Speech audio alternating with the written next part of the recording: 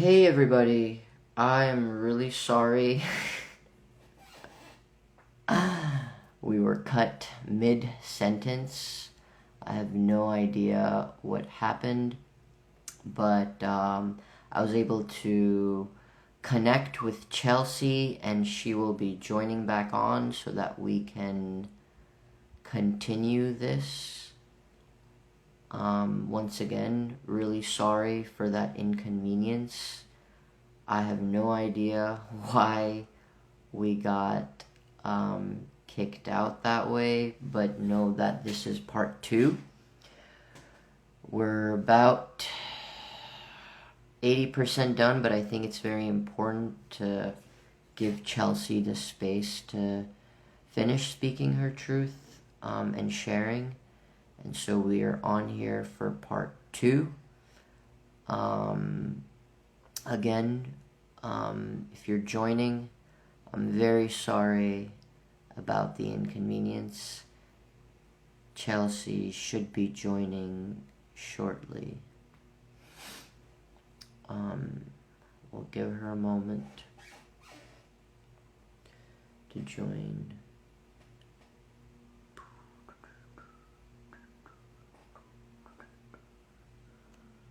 Alright.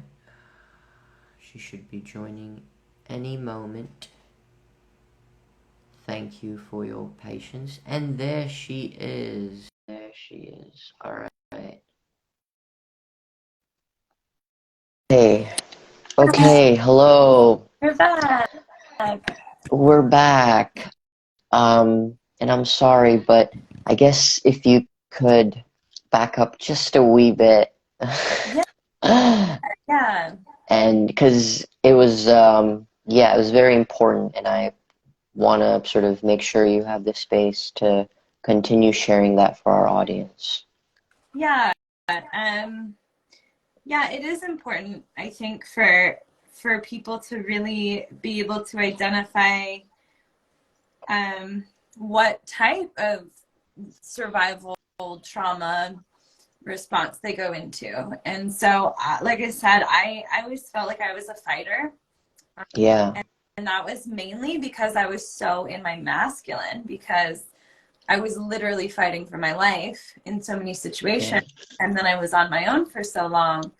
Um, I've traveled alone. I've been to 27 countries by myself. And I've just been in this masculine, like I'm on protector mode. So to realize that my trauma response was actually freeze, was shocking to me. I Mm, realized I was frozen and that I had cultivated a life around my freeze mode. And I was still frozen.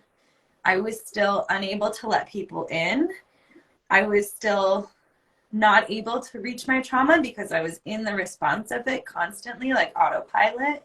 And so mm, I had cultivated a life from this mode. And I thought at the time I was, a lot of people were like, wow, Chelsea, you're so empowered, or you've gotten through so much. And I used to look at them like, well, yeah, isn't that what you do?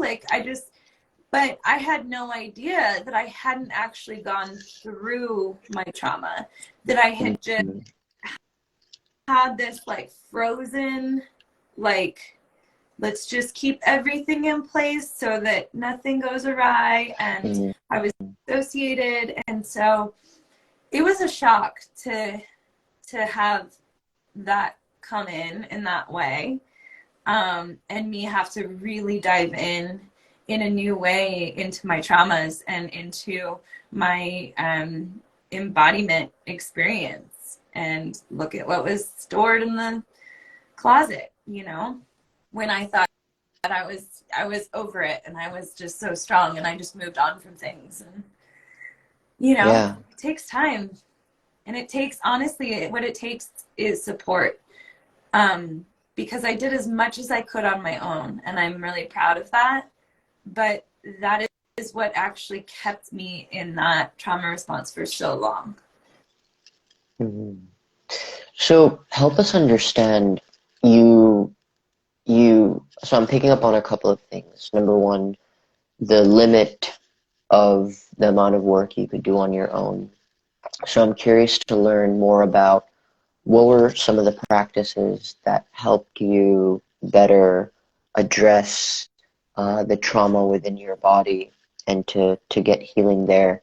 And the second thing you talked about was support, right? And so what did that support look like for you? Yeah. Um, some of the practices have been, I think my first most profound shift in my healing was through Vipassana. And it's, 10-day silent meditation, and it's in a very specific way. They call it brain surgery, really. And it is. So I kind of got obsessed with Vipassanas because I had so much shift in my life. And then I went on to really diving into the women's work, and I started going to a lot of women's circles, and then especially like women's festivals, like women's like 5-day events and things like this, where I was introduced to somatic work, um, Mm, somatic movement, dance therapy, breath work. Breath work was and still is probably my number one modality for moving things through. Um, and the community that I live in now and the community that I have built has been my support team. mm, I have worked with people one-on-one that have been wonderful. Um, where I've kind of gone a little bit deeper with one person. mm, Um, but just knowing that I have the support of my community. I held a women's circle in my community for years, and we're family. We're family. So knowing that I have cultivated the family that sees me and accepts me. mm. And by the way, update on my family, they do as well. We've come a long ways and really addressed some issues head on. And they're just, they're also, I just feel so loved by them and so understood by them now that they're also like unraveling a lot of their traumas and being able to talk more openly, coming from that generation of like hush hush everything. So I'm really proud of them. And yeah, healing relationships. As you heal your trauma, you are healing your relationships. And I Mm. didn't realize how isolated and alone I was until I wasn't.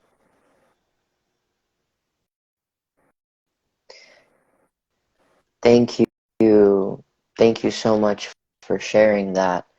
And, you know, from when we were talking, I mean, this journey as a result of, not just what you've had to experience, but also as a result of all the healing that you've been able to experience and the community and support that you've experienced is one that's inspired you to be there for other women as well.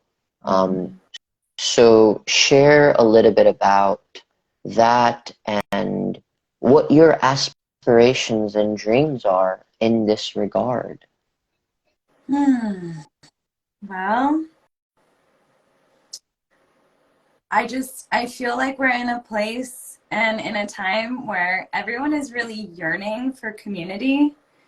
Um, Mm-hmm. that's like the main talk, I think, around everything is either community or romantic relationships. But either way, Mm-hmm.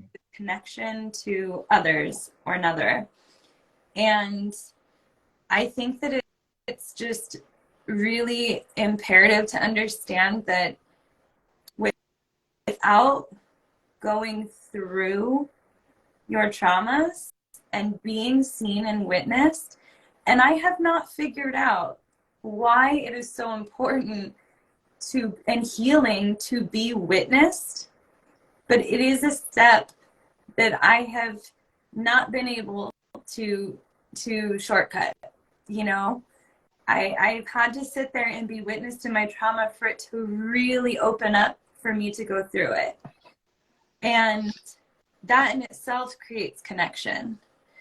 So I think, you know, many of us want this, you know, ideal community living, but we're still so frozen in our own trauma. We're so, you know, we're so just afraid and kind of disconnected.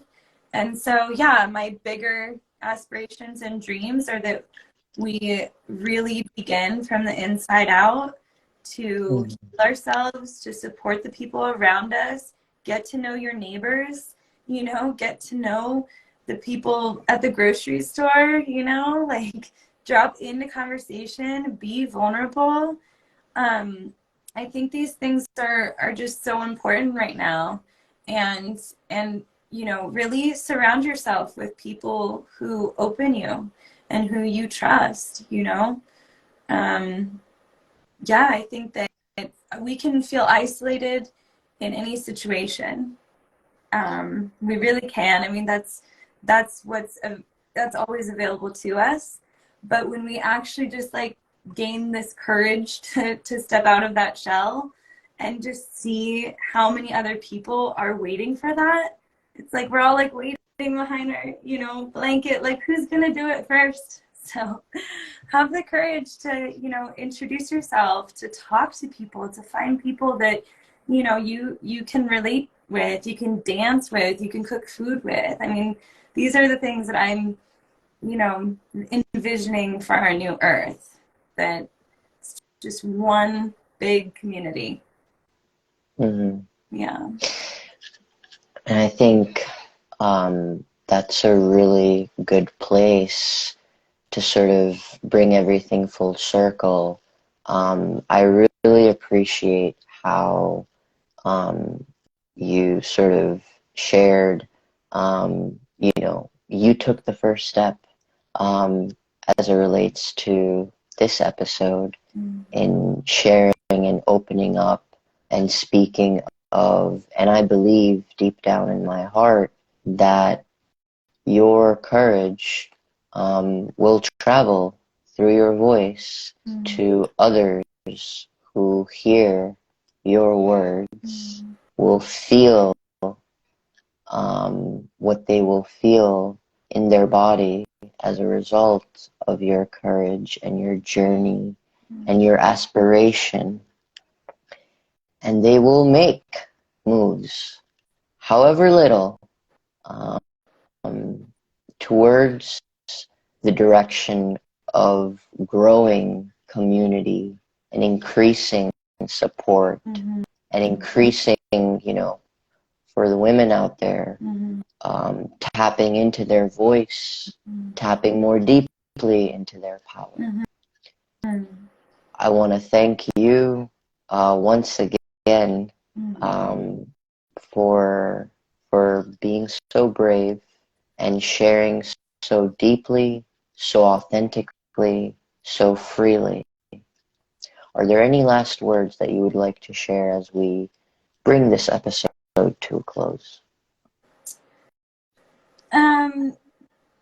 Yeah, I mean, I'm feeling one thing for anyone watching. You know, I often watch things on the internet and I'm like, why can't I have that courage or that power? And I want you to know that stepping into this, Lion, thank you so much, because it was really Lion who gave me this space and allowed me to evoke these things and to and myself, you know, I'm giving myself credit too for stepping up, but this isn't just easy or natural or just innate, and I don't have some special gift that you don't, you know, that somebody else doesn't have. It takes courage and it takes trust, and I really just hope that everyone aligns with a lion or you know, a friend that can help with this process to evoke this, because this has been a really deep journey for me for a couple of weeks since Lion and I spoke, and it's opened places just in telling him my story. I have unlocked and unraveled so much since we had that initial meeting, and you know, this is just a never-ending healing journey. And so know that we're all in this together. We're all doing the best that we can, and that we're here to support you. I'm here to support you. I know Lion's open to support you. And yeah, I just encourage anyone who feels the need to share their story to, it can be so healing. It has been for me, and I'm just so blessed to have this opportunity. So thank you. Thank you so much, Chelsea, for sharing and pointing out that, you know, despite the courage that you've displayed, that there isn't something otherworldly about your courage, that this is something that we all have the capacity to build up to, because I think that's so important for everybody to realize that we all have that within us. And it's a matter of trusting the voice and experience of those of us who have walked this path, who are a little bit more forward, and feeling our authentic sort of sharing and how it's aided our healing journey. Mm-hmm. And then making the choice, making the cognizant choice to take that leap for ourselves, Mm-hmm. and knowing and feeling that community, sisters, brothers are there to hold you, despite some of the bumps that there might be in the road, right? Like, we as a society, we as a community, we as a world have a lot of work to do, but know that, you know, there are those of us out there who are waiting on the other side if you decide to take that leap, as part of your healing journey. Mm-hmm. So thank you once again, Chelsea, for sharing so deeply, so freely, so authentically of your spirit. And I want to thank our audience so much for their presence. I hope, well, I believe that this is going to be the beginning of something very big. Definitely for you, Chelsea, and as a result for me and our audience, and I'm very grateful for that. And with that, until the next episode, our lovely audience, I bid you love and light. Thank you. Thank you. Mm-hmm.